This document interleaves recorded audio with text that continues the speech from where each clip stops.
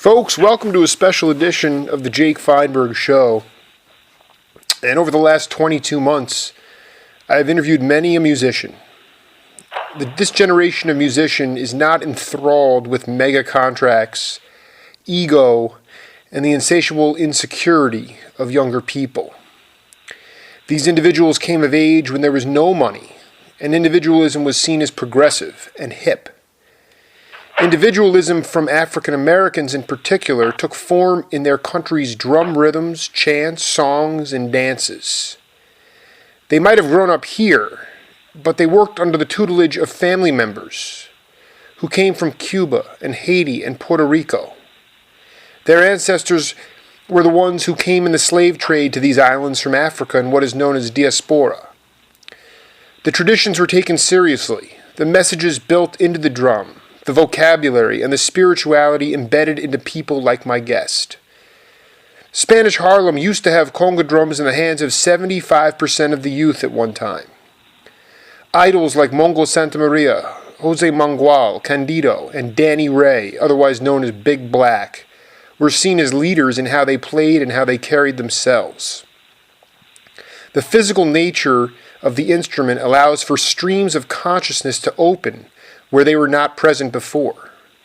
However, in recent years, these first generations of Africans who came to the States have passed on, and younger generations of African Americans are not familiar with the traditions of percussion and its importance to black jazz, which, as we know, is the only true American art form. A glimmer of hope still remains because of my guest today, master percussionist and spiritualist Babatunde Lea. Aside from his prodigious career, which spans both coasts, Lee's cultural quest does not end at the bandstand. Since 1993, he and his spouse, Dr. Virginia Lee, have operated an educational foundation which is, through a variety of programs, immerses students and schools in global rhythms, primarily from Africa and the Caribbean diaspora. Babatunde Lea, it is an honor to have you on the Jake Feinberg Show. Well, Jake, after that introduction, we can just hang up because you told them all about it. Well, I take it very... That was great. Thank you very much. It's great to be here and great to be able to talk to you. It's been a long time coming, man, and it's so interesting because right around times where it's almost like, we could have done this interview 6 or 8 months ago, but only recently have I started to run into a bevy of Leon Thomas LPs and Pharoah Saunders LPs. So as I get closer to these spiritual sources, then all of a sudden the tide kind of rises, and it only makes sense. The timing has to be there. So I just feel like we're at a time now where, after Candido and Warren Smith and Ray Mantilla and all these other great percussionists, you are right there in the same category, and thank God you are still, still here. Because Lord knows I miss guys. I never met him, but I miss guys like Leon Thomas very, very dearly because of the inspiration that he provided so many people by being himself. Right. Well, look, all the people that you mentioned, and especially Leon, is thoroughly needed here. I mean, what's going on in the world, and especially in this country now, this type of music is very, very important, in my humble opinion. And so I'm just trying to carry the torch as best I can. All the percussionists that you mentioned, they were bigger than life, and they had a big effect on those whose ears were open to it, and which is unfortunately not enough ears, because we're always struggling to be heard, be paid, and be seen. Who was it just said this? One of the great musicians was saying that if you're not appearing anywhere, that means that you're disappearing.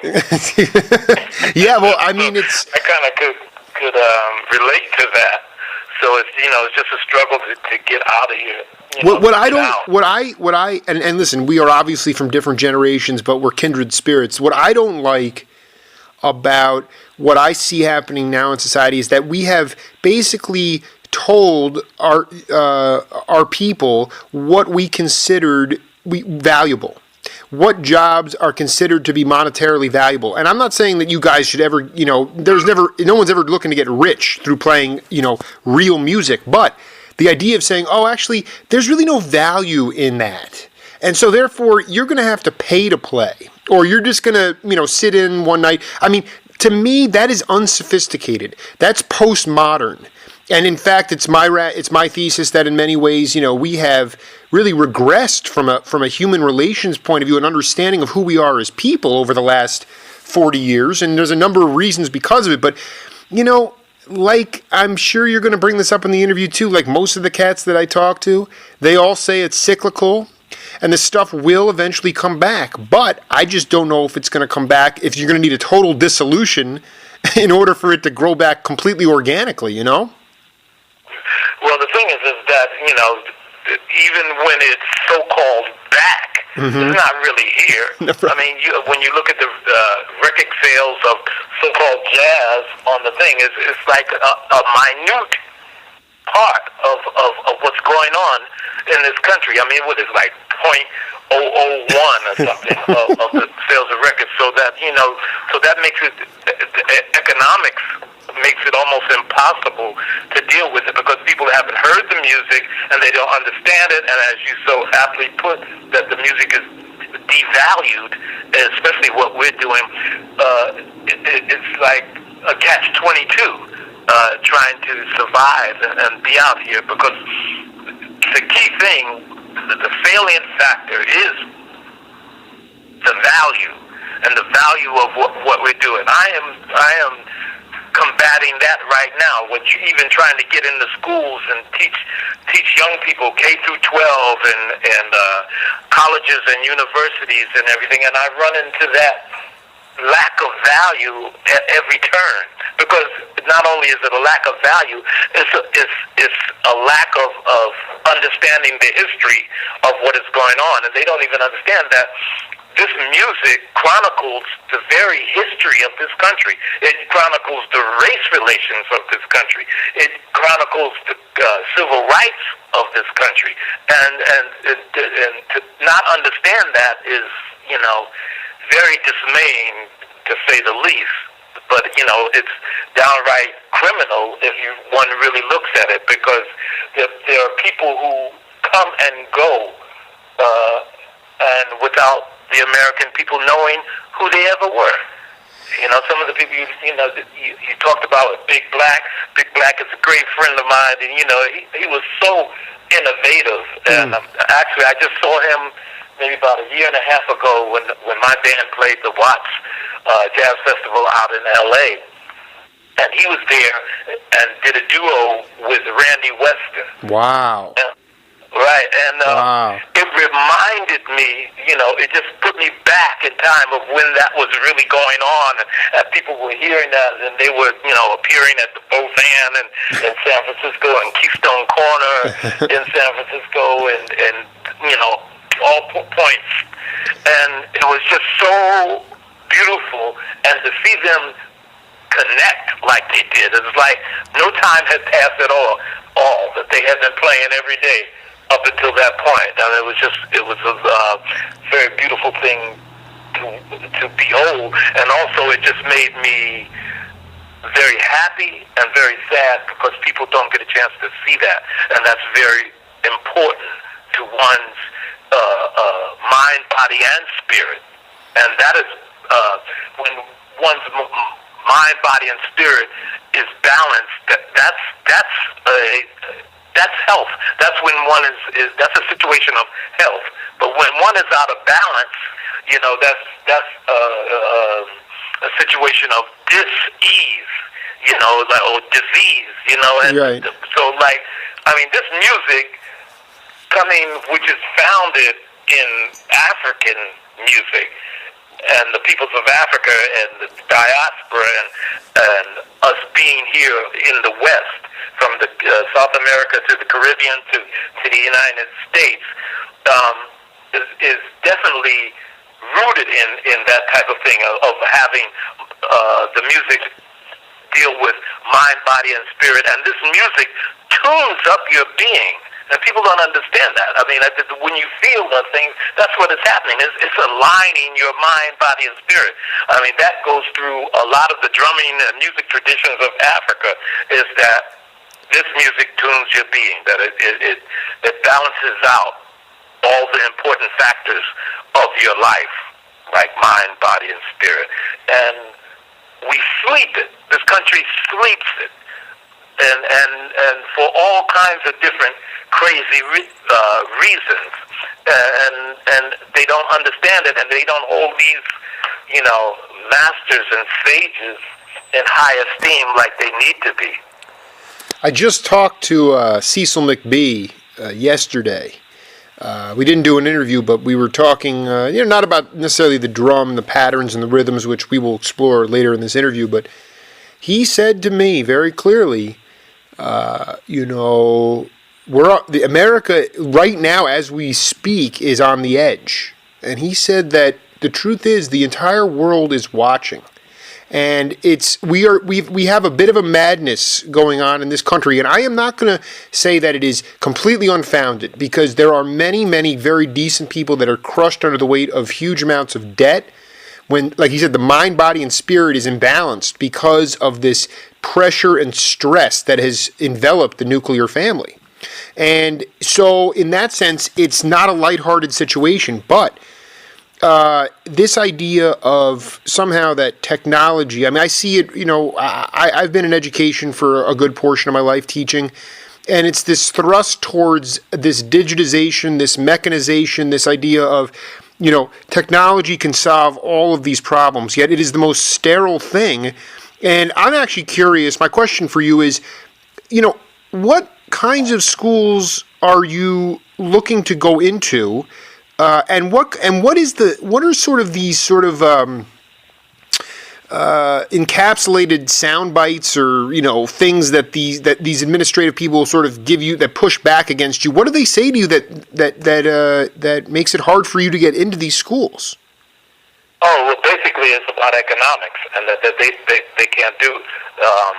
That it's hard to to find the money to pay me, But the thing is that they don't. I mean, the money can be there. It's about. It goes back to value. Right. It goes to value. They can find it. Things are found. If somebody really wants them to happen, and I believe that it can happen. And like the schools that I'm dealing with, I'm dealing with K through 12, also secondary in colleges and universities. I worked for 2 years at Gettysburg College teaching a course called Polyrhythms as a Metaphor for Culture and Communication. Oh, man. That's awesome. And then I'm trying to get into the schools here. I've been to University of Wisconsin River Falls, University of Wisconsin Eau Claire, and I'm looking into Minneapolis and St. Paul, and trying to get up to the schools there. And I have a program that's called Rhythms of the African Diaspora, where I teach an array of drumming traditions from Afro-Brazilian, Afro-Cuban, Senegalese, Nigerian, and the United States. And we get instruments, and we learn all the different chants and dances and rhythms of that. All of this stuff is really the foundation and basis of a lot of music that is here, and specifically jazz. So the thing is, in such an area, you would think that people would be burning down my door trying to get to me to come in here, because there isn't any diversity, really, especially in Menominee and Wisconsin and the places here. There's no diversity at all. And right. You think if one was really dealing with educating one student, you would want them to have as many diverse opportunities and experiences as possible, because that's basically what is, that is a big problem with this country, is the lack of the diversity and the polarization of what's going on in this country now. We need critical multicultural education every day and in every institute of higher learning. So, but that's not the case. And the thing is, Jake, let me just say it. It doesn't matter, because I'm struggling anyway. The thing is, the major point and the major problem here is racism. And people will not deal with the elephant that is in the room. And so that's where the value goes down. I mean, this is from race records on to today. That's why it is here. People all over the world respect and hold jazz music in high esteem. Everywhere but here. Why is that? Because the people that primarily, more than just economics and stuff like that. Because some people get it. Those people who really loved it and grew up and it has had a great effect on race relations in this country. They get it, but the majority of this country they do not get it, and they don't get it because people. It's almost like the rap group. I forget what it is. The Fear of a Black Planet. Mm-hmm.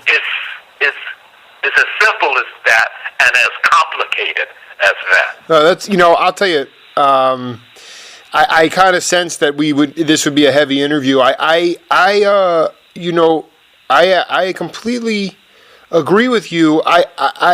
There was a period of time. I mean, again, for me, some people say, so this is like a nostalgia show. I'm like, no, it's not, because I didn't live through the time. I am literally just a babe in the woods, essentially, trying to raise my family and what I feel is so integral to my children is music. And so I can't look at anything that for the sort of prepackaged, manufactured, mainstream sort of music is just deplorable. And I go back to a time where I say, let's combine spirituality with music. Let's get rid of the machines. Let's put real people in there, and let's put in really serious people that are dripping with authenticity, that can play these rhythms that go back with stories and history. That seems rich. Well, when did that occur? Well, it occurred when you were a formative, really just coming into your own. I mean, that was really the height of it. And my feeling, and maybe like you said, it's as complex as this and it's as simple as this, but there was something happened, especially in jazz in the industry, where the drum, the hand drum specifically, conga drum, bongos, they were taken out of the jazz setting. By many labels, late 70s, around the early 80s, and you're obviously more proficient than this, not necessarily in the Bay Area, but when I look at jazz from the early 70s, there was always a conga drum in it. Always. And then in the late 70s, early 80s, it was like, well, let's just do the Rodgers and Hammerstein songbook, and we'll do some Cole Porter tunes, and we'll have a quartet. There was no additional percussion aside from the trap set. And it seemed to me to say that whatever was going on in the music industry, I guess my larger point is that a lot of white power brokers in this country when they don't understand something, what does that mean? You fear something. You fear it. You fear it. So they said, get rid of the drums and this sort what Leon was going after. Let's get rid of that. Let's get it out of there, because we're intimidated by it because we don't understand it. And that to me, I mean, it's not taught. I mean, the thing is, in a lot of different places, in Europe and the Caribbean and South America, I mean, it's taught. It's part of it. I mean, like in Cuba, I mean, some of the most the greatest musicians in the world, as far as being schooled, are coming out of Cuba, because they understand classical right down to the African music and African religion through Santeria and Candomblé in Brazil and voodoo in Haiti, and they understand all these, it's there, and it's palpable, but people don't, it's not being taught. It's not being taught in school. That's where we have to deal with it. If people don't see, I am who I am, it's because of the experience that I had. I grew up in Inglewood, New Jersey, and Manhattan, and back and forth. And my family took me to the Apollo every at least once a month, and I saw all these people that they loved the drums. They played. The women in my family played on the drum line. One of my aunts was one of the first women to play on the drum line in the 40s in Virginia. And so I grew up around all of this and feeling this and understanding this, and it was in schools. I went to school. I grew up with Roger Glenn, who is Tyree Glenn's son. That's right. Both you guys are from Inglewood. Tyree was Louis Armstrong's trombone player. Absolutely. And he used to come to our high school to see our talent shows and stuff like that. And Ray Barretto came to my school, signed my conga drum. Oh God, man! You were a friend of my music teachers. So it was all about exposure. You go in New York, you go to the park, you go on Avenue A on the park, there are people playing congas and stuff, and out in the parks, and all over. And the same thing happened in California on Hippie Hill back in the 60s. 66 and 67, Hippie Hill, there was, you couldn't, I remember when I first went to San Francisco, and I didn't take a drum, and so, I was just dealing with surviving in San Francisco, but every day I would go over to Golden Gate Park, and when I would hit Stanton Street and the entrance to Golden Gate Park, I would start hearing the conga drums playing from Hippie Hill, and my heart would start beating faster, and then I started walking faster, and then I would run till I got to Hippie Hill and start playing and play there all day, and so, wow. These type of things are being lost, and the people who can talk about them and even recreate them are not given the opportunity to do so because of value, or the lack of value, and because of race. And that manifests itself on so many complex ways that people. That's why it's so hard in this country to even discuss about race, because it's so complex. People don't have a dialogue. They don't have a foundation to fuel a dialogue, because they have, disavowed it and been just not looking at it and not reading it. People don't read books, especially white people, which I put in quotes. Don't read, most white people don't even read anything that black people write. Well, you're brilliant minds on this in this country that happen to be black, who are telling you what is going on and what is happening. But if anybody reading them outside of Tim Wise,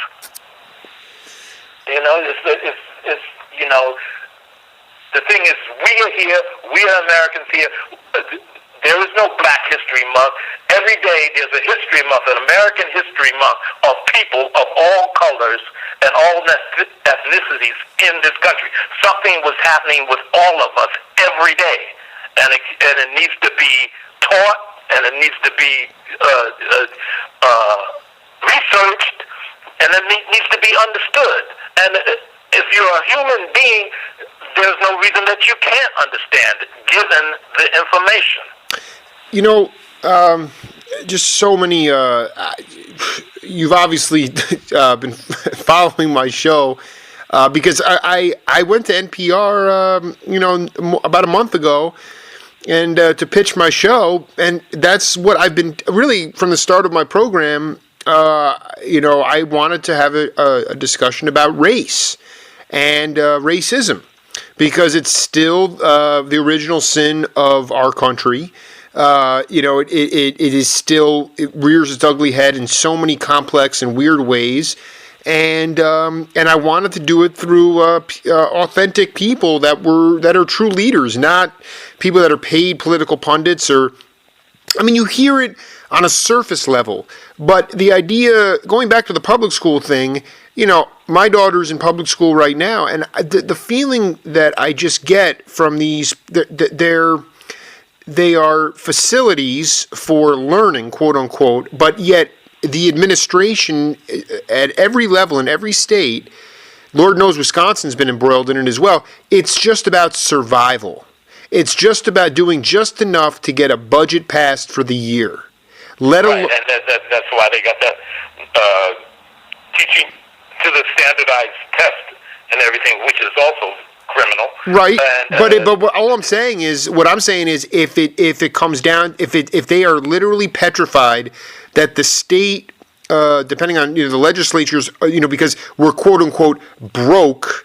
And we have no money left, then therefore, how can you even consider doing something so strange or avant-garde as some kind of drum, the education of the drum and the knowledge and the history? How could you possibly even present that in this dire economic state? So if they don't even allow it to occur, they can belittle it with very little things. I mean, it's very obvious. Little impunity. Yeah, and it's... Yeah, that's right. I mean, let me tell you this, the schools that I work in that are economically viable and have money and they live there in neighborhoods, so-called good neighborhoods, and, and they have the wherewithal to buy instruments and stuff like that,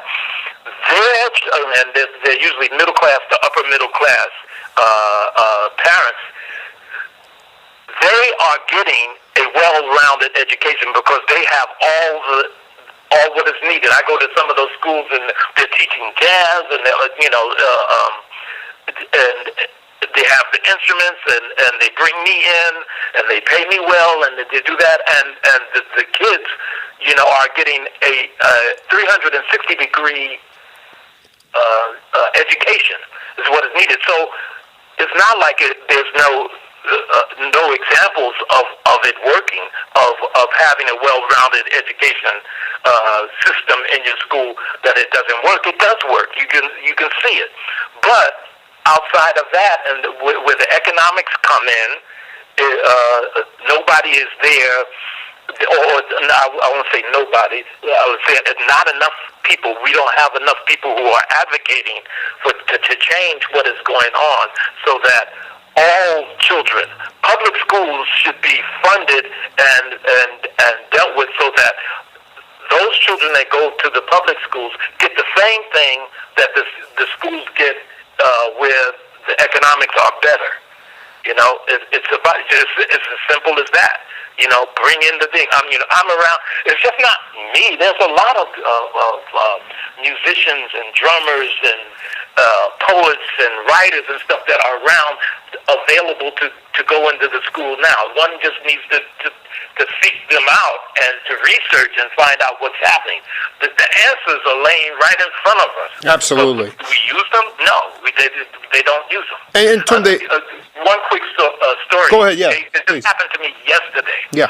I go to this place in Menominee called Legacy Chocolate, and because they have Wi-Fi, and I do my work there. Sure. Because at my house I'm connected, but it's so slow it gets on my nerves. I'll be watching myself grow old here. So I go down to Legacy, and this little young white girl came in. She was 6, 7 years old.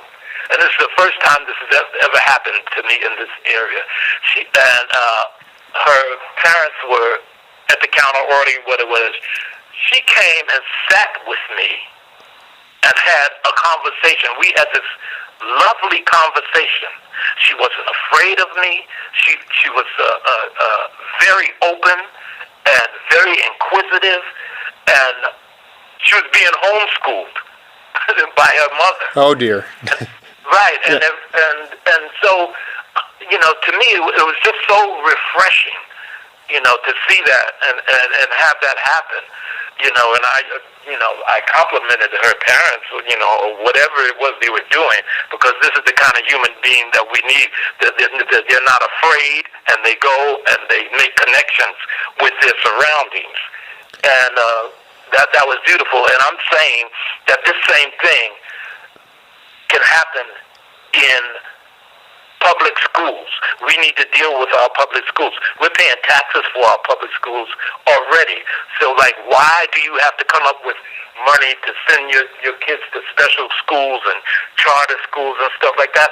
I mean, today, now, it can cost you $30,000 to get your kid out of daycare.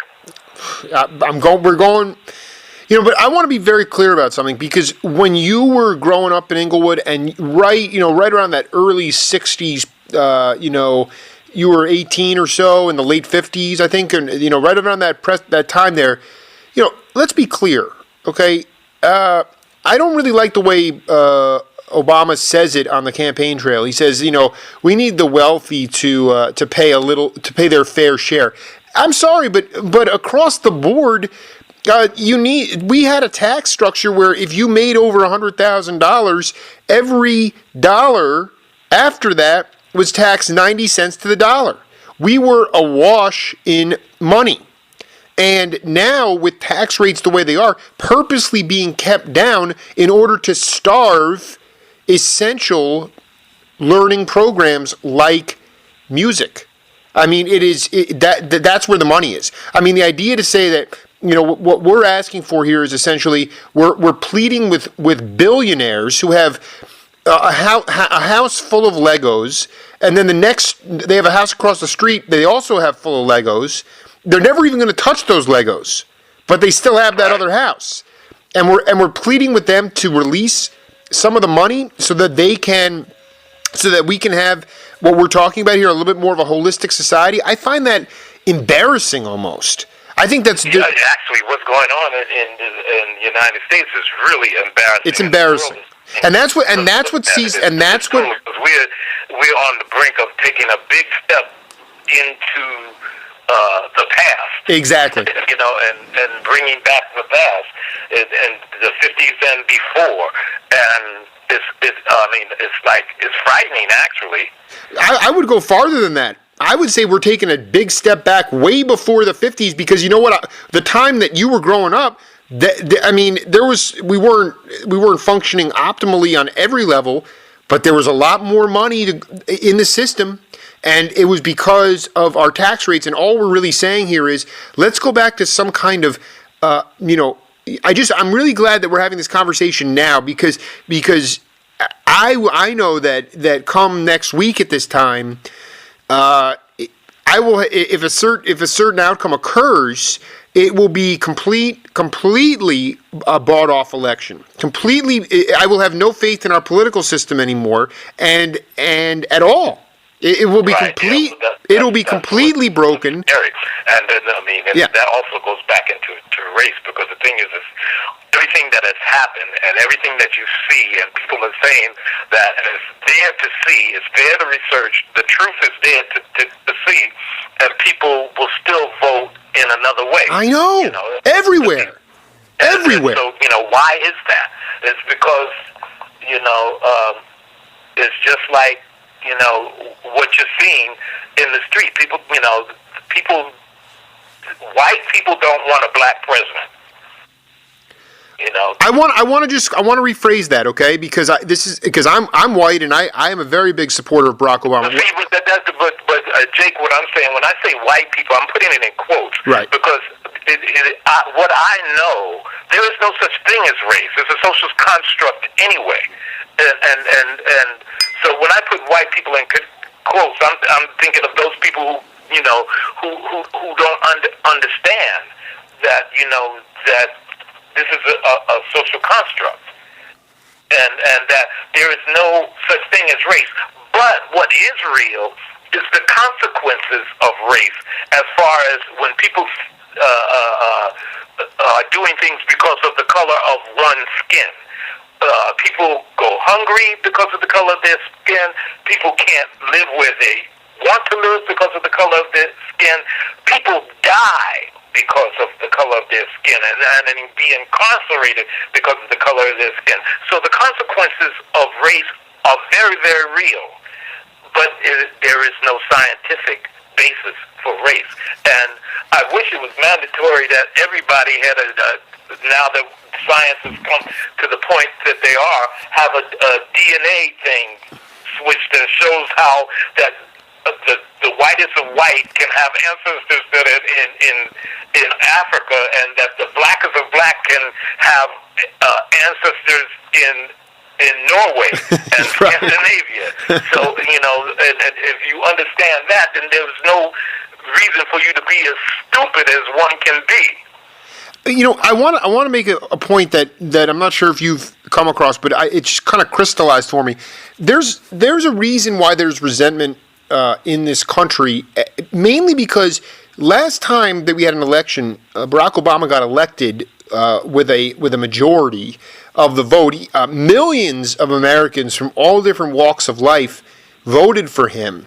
And what we have basically been subjected to is basically a guy, pardon the language, he's basically been cock-blocked the entire time by forces. And what they've said is, he is a failure. He doesn't know how to lead. He's not one of us. His birth certificate, where is it? He's weak. And to me, there's resentment on my part, because I say, are you kidding me? A majority of this country voted for him. Okay? So what you're really saying, what you're saying to us is, we're also like that. We also are weak, and that's just it's patently untrue. And to combat that, the only way I know how to do that is to put Babatunde Lea, Big Black, the spirits of Willie Bobo and Jose Mangual. Get those drums. See, you get the physicalities of the drums out there, and that stuff combats all these sort of all this psychological warfare that goes on. And really, and the other... You're not going to get arguments from me. Yeah. On that. Definitely. That's just the tip of the iceberg. There's so many things and so many people and so many big spirits that our students of this country needs to experience and be around. And so, that is the antidote for what you just outlined, but whether we will see it anytime soon is a big question. Well, I also feel like, like Cecil McBee said, he goes, the world is watching. The world is, because like you said, everybody in the world is acutely aware. See, in this country, people know the truth, but they vote against it, right? Like you said. Right. But everybody else in the world is watching this election, and we will become a joke. An international joke, and in some ways more vulnerable than ever before if things go a certain way. I actually have a lot of faith at the end of the day that again we're going to have a situation where Barack Obama wins the popular vote and the Electoral College, and somehow he will be delegitimized again, of course. And then it's a matter of how do you counteract that. Aside from just, he's only one man. And so I say to myself, I'm just thankful the spirits of Leon Thomas and all these other beautiful people, they are the ones that are saying to their brethren that are, so many of you guys are still living, playing, you're going to the woodshed the best you can in dire times, but you're still here. And it's my job to make sure that I light a fire under you guys to be able to continue to go out there and know that there is a large segment of our population that is starving for this. We can see it. Luckily, I see it because I know that the music industry at one time, in their own ways, approved of this stuff. That's evident in the fact that there were records made and photos taken and liner notes written and journalists who covered this stuff. But now that's deemed somewhat insignificant because we're broke. And I just find that to be I think that's a joke when we live in the richest country in the in the world, in the history of the world, and we're quote-unquote broke, even though we could solve it tomorrow. I maintain, Tunde, that we are more ethnically diverse today than we've ever been, but we know less and less about who we really are. And as we strip away that historical need and that historical teaching from people that were learning from first-generation ancestors, that stuff will only go farther and farther away. So it's imperative that you guys continue to, to move forward, and it's my job to I was in my daughter's music room the other day, and there are 24 hand drums on the wall. Beautiful. They're not being used. It's like this is exactly, and I could talk to the music teacher, and I'll talk to I'll email the superintendent of the school and try to, bring you down here for an in-service or something. It seems to me like, it almost seems to me that in this day and age, with the public sector being demagogued and basically, starved, the only way that it's going to turn into one of these sort of philanthropic or private things where you're going to see somebody along the same lines, the same value system as us with a heck of a lot more money, putting together some kind of center or cultural center or a place where these things will occur. Maybe it's already happening, but it seems to me like the days of the high school bands and that stuff is going by the wayside, or whatever it is. They're teaching stuff that does not have the African bent, which brings us back to the drum, which is really your area of expertise. And I wanted to ask you about your aunt. As in so much as she was the first female to be in a marching band, in a drum line. In a drum line.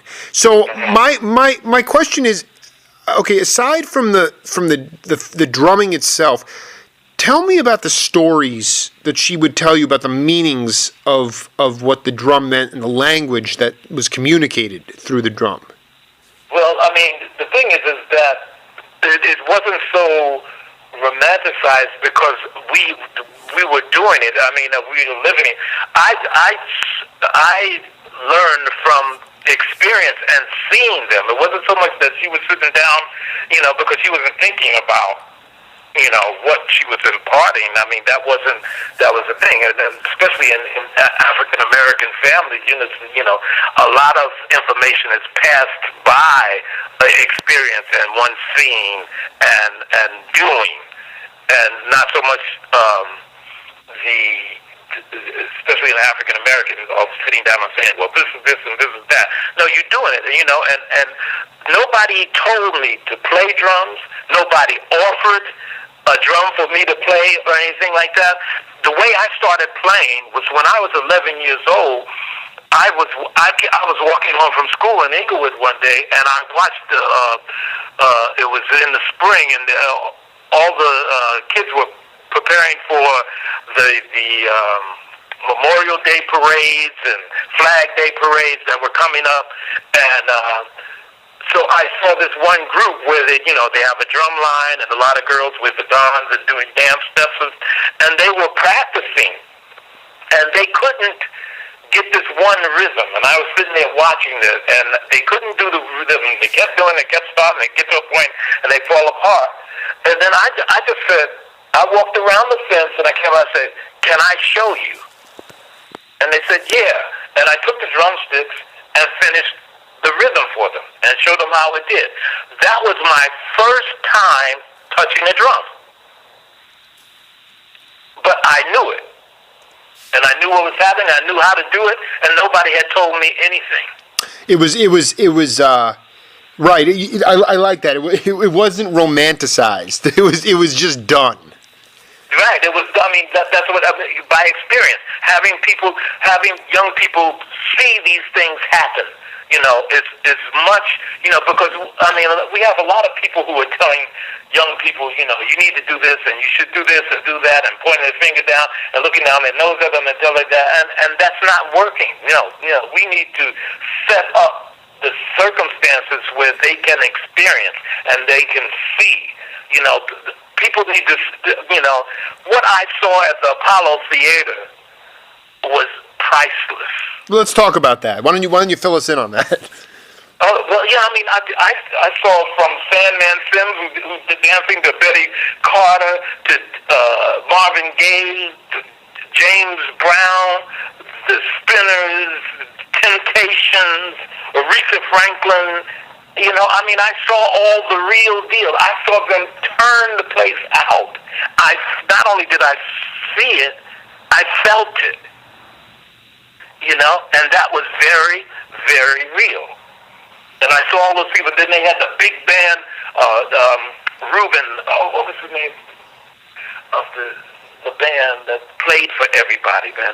I mean, these were like brilliant musicians. They would play everything, from jazz to rhythm and blues, you know, to whatever was needed. Whatever was needed, they could play it and do it well. Right. Kind of like Funk Brothers with Motown. Right. No, it was.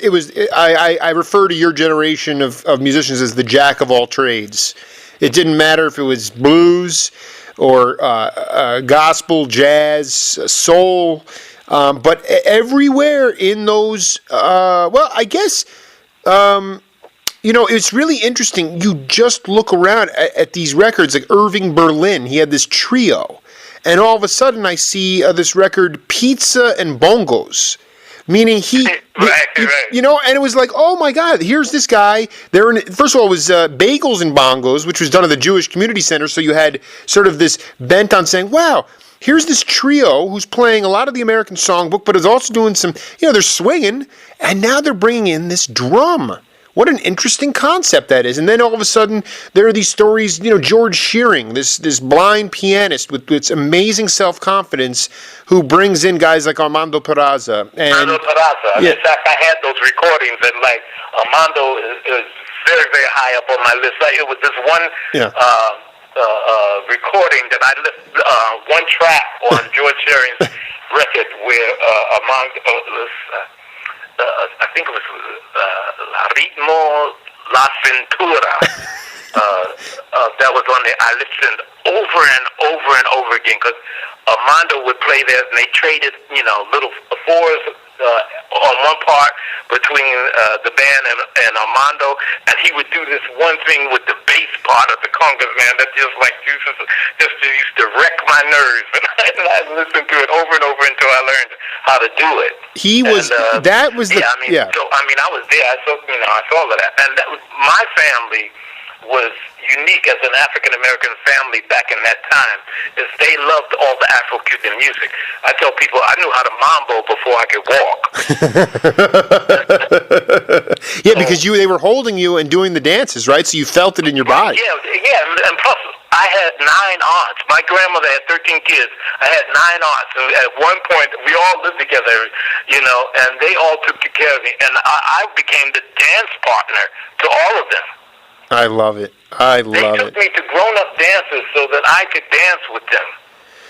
But you think about this too. I mean, again, we're going to dive back into politics again. But you have a guy like Shearing, who is white, you know, European but white, and willing to take on this African from Cuba and put him into his band with Al McKibben and with Emil Richards. Very ethnic band. Not to interrupt you, but did you know Al McKibben was a good conguero too? I didn't. You know what? That guy's spirit. He was a monster of a man. I didn't know he played the drums. I just knew he loved He loved the Latin rhythms. They reminded him of African rhythms, obviously, because of what was happening on the islands. You know, but he. Well, you know, there's a recording I can't even remember with Al and I think either Mongo or Armando doing a percussion number on there. Yeah, I know what you're talking about. I had a discussion with Ramon Banda about it. I think it was in the 90s sometime, maybe? I'm not sure. No, this was in the 60s. Way back when they were playing drums together. When George had that ensemble with and I think it was Al McGibbon with George Shearing. Right. But it was the and, idea... and Armando. And they did a thing where it was just percussion. And Al was playing congas also. Wow. Yeah. I mean, it was this. I understand that there were these dance rhythms, and it was very new. I'm just trying to get my hands around white America. When you look at these Capitol records, there are these beautiful women kissing. I'm looking at this album right now, On the Sunny Side of the Strip, George Shearing Quintet, and there are these beautiful women kissing their men as they drop them off to let them out. This was hip. This was the hips. It was not threatening stuff. It was, wow, this is really compelling. Not to mention, you could dance to it. So there was something in society that allowed it to be acceptable. And maybe it had to do with the fact that there was a lot of newness to it, and that there was, I wasn't around. But it seemed to me that was the hipper style of music, whereas today... that just is not. There's nothing there even close to it. You don't have those leaders of bands who are incorporating these younger people, and because there aren't necessarily the venues to play at. Well, I always say that today there has been some very phenomenal young percussionists that have come up that can do some really fantastical playing. Of course. With technique and what they're doing today. But there is no better music. That's wow. That's the best way I've heard, because everybody and I agree. I mean, listen, I'm all about the youth. I know that there's accomplished younger musicians who have chops, but where's the new sound? Where's the new music? Right, yeah, I mean, there's nothing that moves me like that stuff used to move, or still moves me, that was between George Shearing and Cal Jada and Tito Puente, and then coming forward to Sarah Sanders and Leon Thomas and Lonnie Liston Smith and Gary Bartz, and I mean, it's just a whole bunch of stuff that that was happening. But one thing, Jake, is that even when that was happening, and you see the pictures of it and stuff like that, one must remember that even then, that was a minority of people. Mm-hmm. So yes, it did happen, and when you were in it, if you lived in New York or one of the big cities where that was really happening, it seemed all-encompassing everything.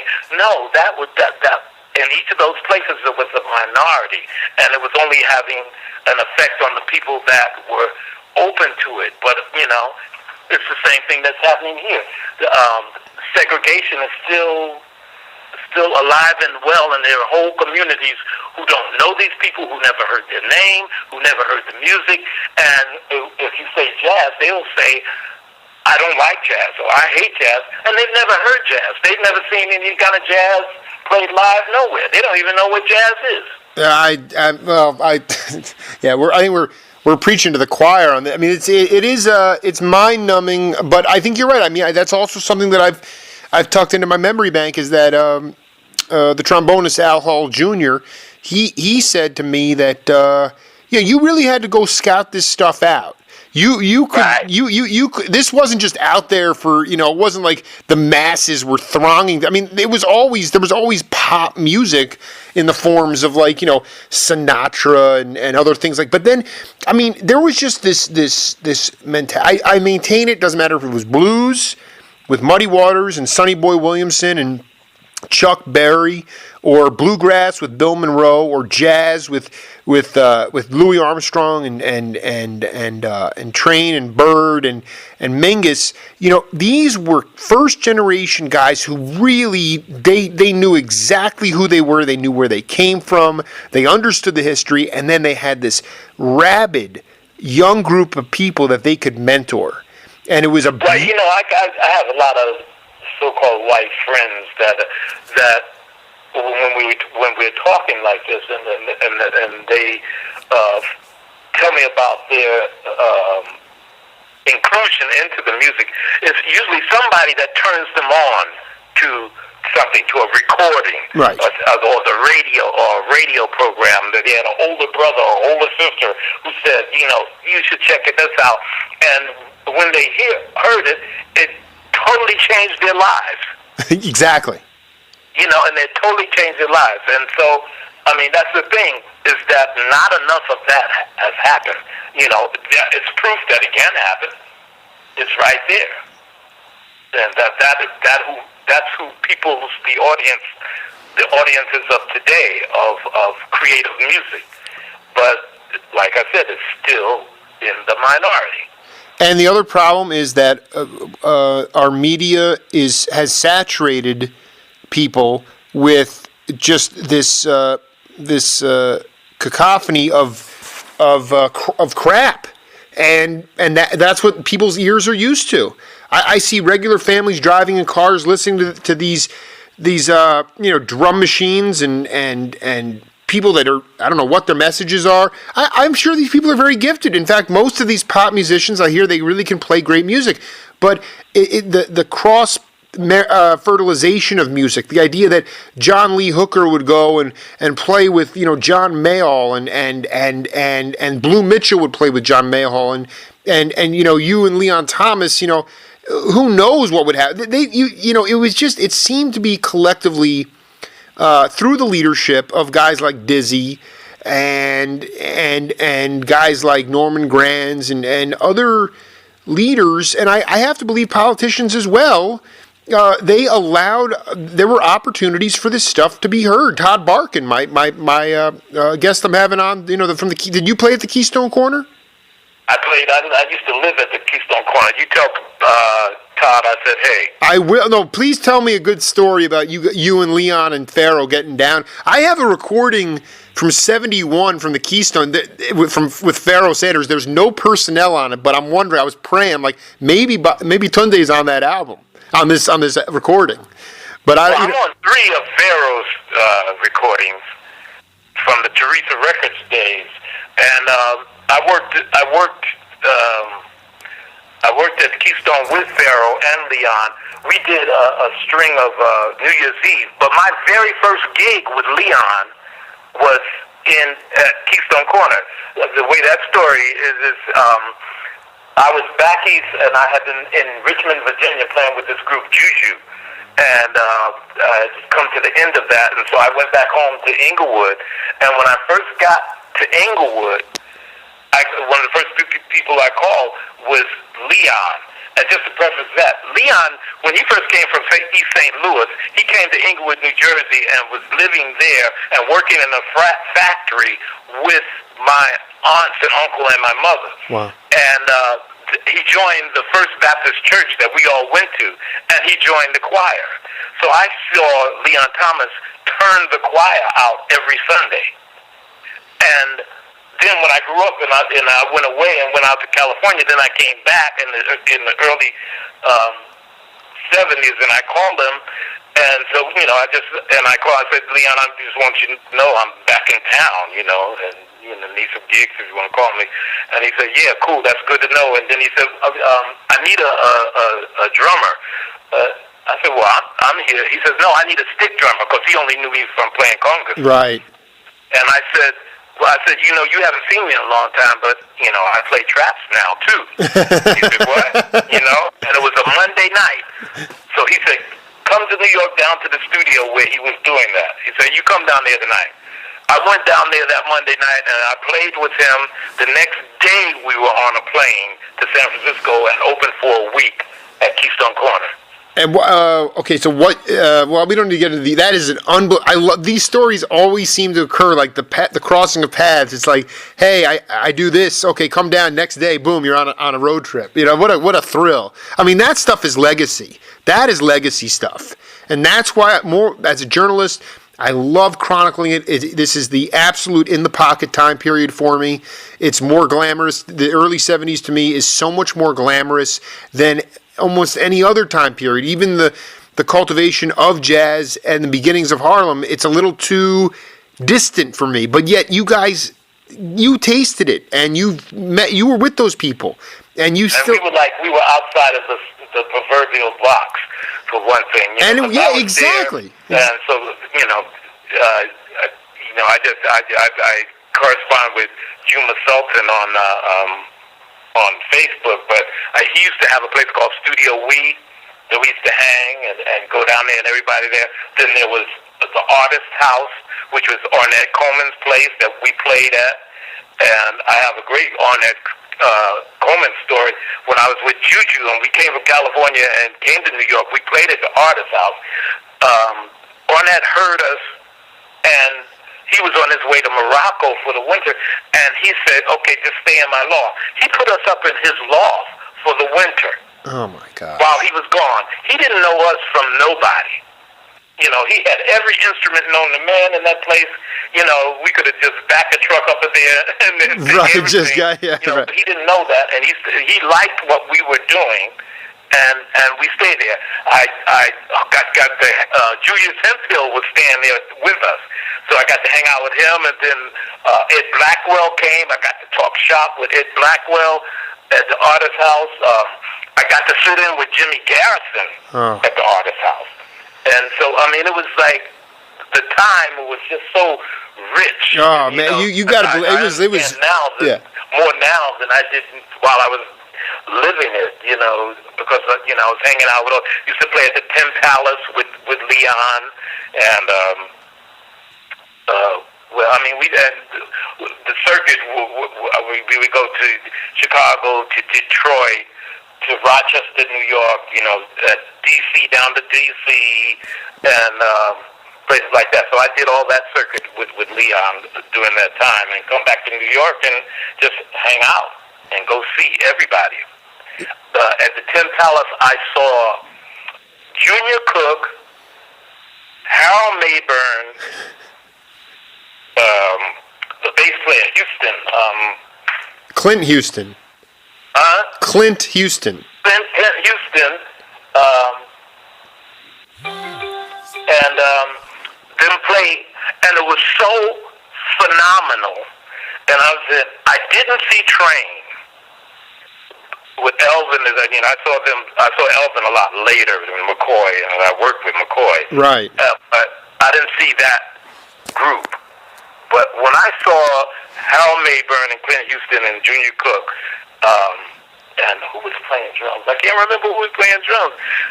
But it was amazing. I said, well, I didn't have to see Train after that. Can I ask you, I want to ask you specifically, was it because each one of them was not even, they were totally in their own spiritual, like they were blowing like there was no tomorrow? Is that what made it amazing? Is that there was just, it wasn't, that there was no, nobody was looking at each other to wrap up a solo. It was just when you burned and you just kept going. That's when I hear you guys play from that time. There were no time constraints. There was nothing about what the audience wanted to hear. Nobody was paying $60 to sit in an amphitheater 40 million miles away from Carlos Santana. You were right there, and people were blowing. Like there was no. Is that what made it so amazing? Right. Well, it was more like art. People were coming to see you create, right? To see where you could go, good, and see what stories you were going to tell. And everybody expected that in that configuration, in that realm. That was happening mostly in the East Village, and you going from places. Studio Risby, Sam Rivers' place. That was the place we ended up. Like 3-4 in the morning, and stayed there till 6 in the morning. That was the end to your day, to your night. And you would see everybody that would be coming down there. Juju, we played there, a bunch of times, and I remember Barry Ottshill was there. I used to see him there a lot. Oh, that great drummer, right? With Sam. Right. Yeah. Well, I was going to say don't get upset with me, Tunde, but I had up until very recently the reissue of African Rhythms by Juju, and on the back, so unfortunate. I think you're playing Trap Set. It's an amazing album. On Trap, there's a picture of you on the back, but barely. I can barely see you. I see this massive drum set, a lot of congas, but I don't see. It was just I took a picture of it one day, and I was going to put it up on Facebook, but I could. I mean, it's really not. I cannot see your face. I can't even see. Right? Yeah. They did. I don't know. They did some kind of like photo thing that made it weird, and doing that, one of those albums on the front, our face, had all of our faces painted. That's the one I have. Message from Mozambique. Maybe not. This one's called African Rhythms. That's not okay. That's a different. Oh no, yes, African Rhythms was later. Yes, that was like right. 75 or something. Yeah. On that one, that was when Plunky, who was the leader, we were in Richmond, Virginia, and was starting to go into kind of more of a funkier situation. And that was actually I had just left and there. And also and that's when I started working with Leon, when I left that. That was the last thing that I did with them. I have to get it. I have to talk about this. This is totally in Jake Feinberg's wheelhouse. This Bill Summers ensemble, Bata Koto. I mean, Bata Koto, yes. Where are the recordings of? First of all, talk about his vision for it. A lot of people know Bill Summers. I believe he was that percussionist who became very famous on the Watermelon Man, the Herbie Hancock album. Right. Yes. Okay, but this is way before that. And or somewhat before that, talk about how you met Bill, and then talk about who was in the band and what was your vision, what was the sound of that band, if you could put it into words. Well, the thing is that wasn't a band; it was a folklore troupe. And what we did is we learned all of the African drumming traditions from the African diaspora, and we went into schools and performed for the schools. So, like, what I learned from Bill Summers and Marcus Gordon and all of the gentlemen and women who would play with that group was the foundation of my knowledge. I knew basically before that I was playing congas, and I just knew Afro-Cuban and Tipica type stuff. With Bill, I learned all the different chants. I learned stuff from Senegal, from Nigeria, from Cuba, from Brazil, from Puerto Rico, from Haiti, learned Haitian drumming and stuff like that. So that was there are no recordings of Bata Koto. I wish it was, there had been. But that was one way that we were surviving, is going into the school systems and playing. And it was really funny. That was, Bill was just finishing up his degree at UC Berkeley in ethnomusicology. Right. And there was this other brother named Marcus Gordon. They were like our two mentors at that point. And Bill was coming from, he knew how to read music and everything, and he was doing all this research with these books, and he was putting, Bata rhythms together from reading it, everything like that. Marcus came from New York, and he hung out with the cats in New York from Cuba, and he went to Cuba and learned. So he knew the stuff traditionally and orally from having it handed down.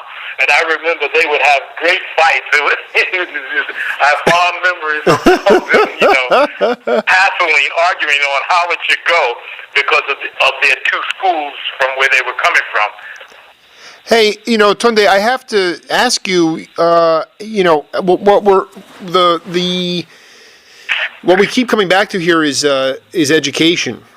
What, in your mind, specifically, like someone like Summers or Gordon, Leon Thomas, yourself, you guys, not all of you, but I mean, you said you grew up in an uncharacteristic household in that your family was dancing to Afro-Cuban rhythms. What putting it forward to today, what is the state of I mean, it's probably self-evident, but how has the family dynamic changed in the African American household that doesn't where we don't see. We see leaders, but we see them often in the military or as athletes, but no longer in education or real substantive stuff. Why has that fundamentally occurred? Well, I mean that's a very complex situation. But from what I understand and from what I am witnessing, is that things have become homogenized because of media and the internet and stuff like that. But first, the media and TV in particular. Okay, before the 60s or going in the 50s into the late 60s, when you went from New York to Philadelphia, you were in a whole set of a different language in the black community, different dances. Mm-hmm. And just a whole different flavor from their thing. And if you went to Detroit or Chicago, the same thing happened. Then if you went, was fortunate enough to go all the way to California, then it was a whole nother set of things like that. And so it was always different. So when we traveled around, we would come. I remember my cousins when they went to L.A. and they came back and they taught us the Slauson Shuffle, which was a dance that they were doing in L.A. I think that Slauson is a district, in L.A. Right. It was what you're saying. Joe Sample said it was regionalism. There was regional music. Right. Exactly. Exactly. Regionalism. But you know what? From the advent of Don Cornelius was a good thing, but Soul Train and stuff like that. Right. Everybody in the country started doing the same thing. Right. It was a copycat kind of thing. Right, yeah. I mean, they were setting the norms for the dances and everything. And as I was growing older, I mourned that because I was seeing what was happening, and that kind of curtailed the creativity. And so those type of things, and also, I mean, that's what was the precursor for the change in the economics too, and then going into disco, we don't even talk about that, yeah. and how different, musicians were they stopped making music creatively and artistically and started trying to make music that maybe somebody was going to buy. It became a real industry. I just when I look at regionalism now, it's like, oh yeah, they're known for barbecue and football, and I'm like, I gotta believe that the Gulf Coast sound. You had the hot Atlanta sound, Miami, like you said, that whole Eastern Seaboard. The Philadelphia, New York, the North Soul scene in Philly. You had the Chicago soul scene, you had the huge chess record scene, but like it wasn't marketed nationally or even internationally. It was within those regions, so that when people actually came to those places, if you went there with Leon on a tour, all of a sudden you'd wind up meeting cats and seeing what they were doing, and it was becoming this sort of this melting pot. It was just right, exactly. Because everywhere I went, I used to stay at Leonard Gibbs' house in Philly when I went down there with Leonard Doc Gibbs. Yeah. Oh, Gibbs. Legendary guy! I love that guy, man. Right. So we're still friends today, and I used to stay at his house. And so when I went to Detroit, I got to hang out with Roy Brooks. Oh man. When I was there with Oscar Brown Jr. and Leon. And it's like a lot of regions and different people doing different stuff.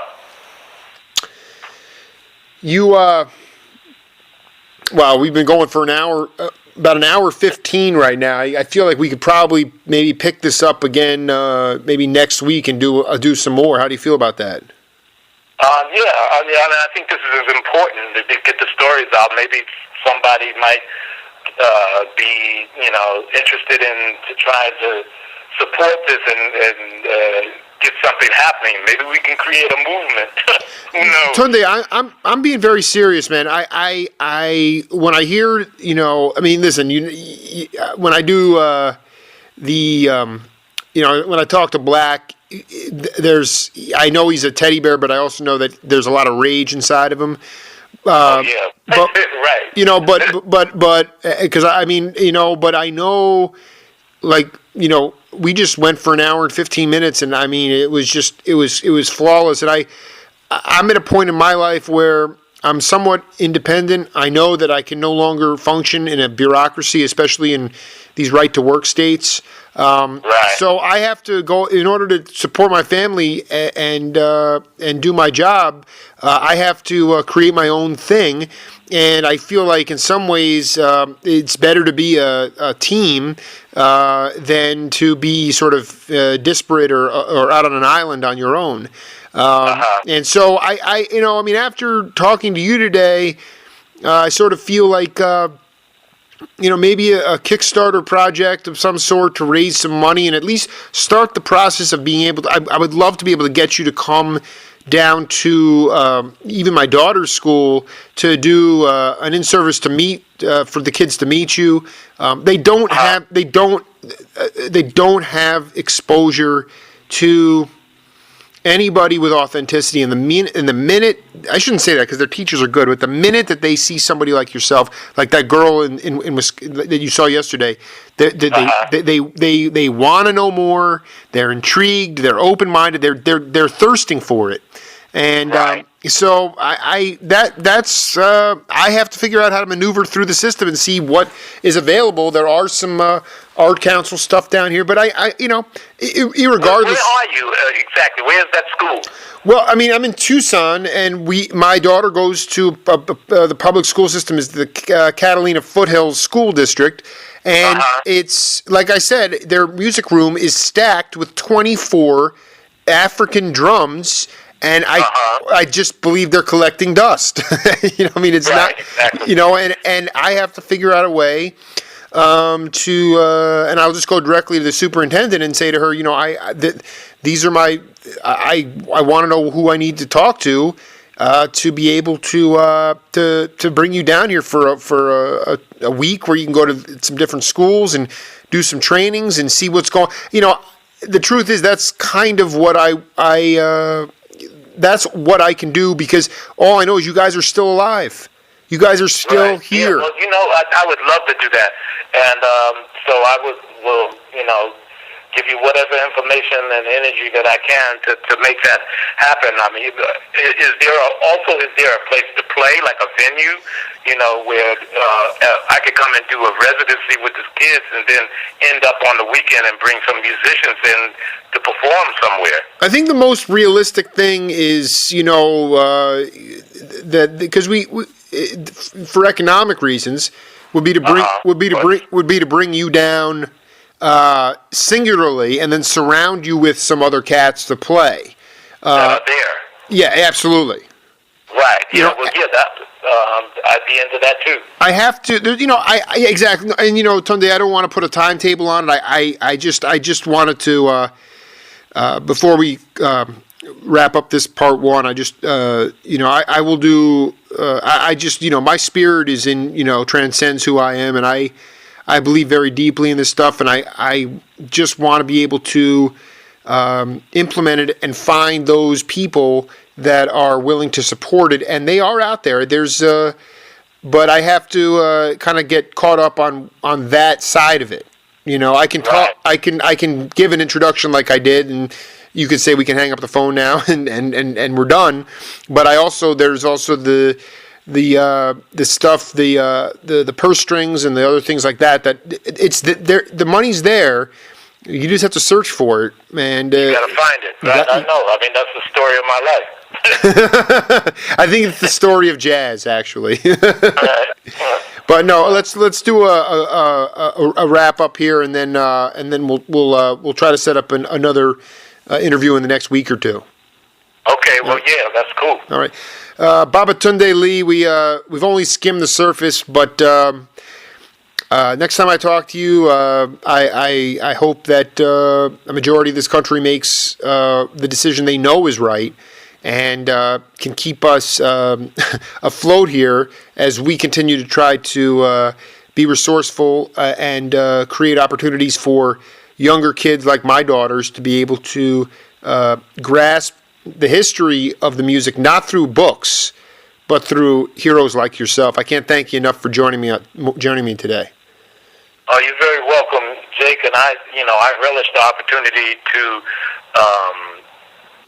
talk about my experiences and where I've been, and also where I am still leaning forward into the wind to continue to go and be an agent of change, and so that this music and the legacy of it and the energy and the spirit of it can be continued forward, because this is what we need, in my humble opinion. This is what we need as human beings.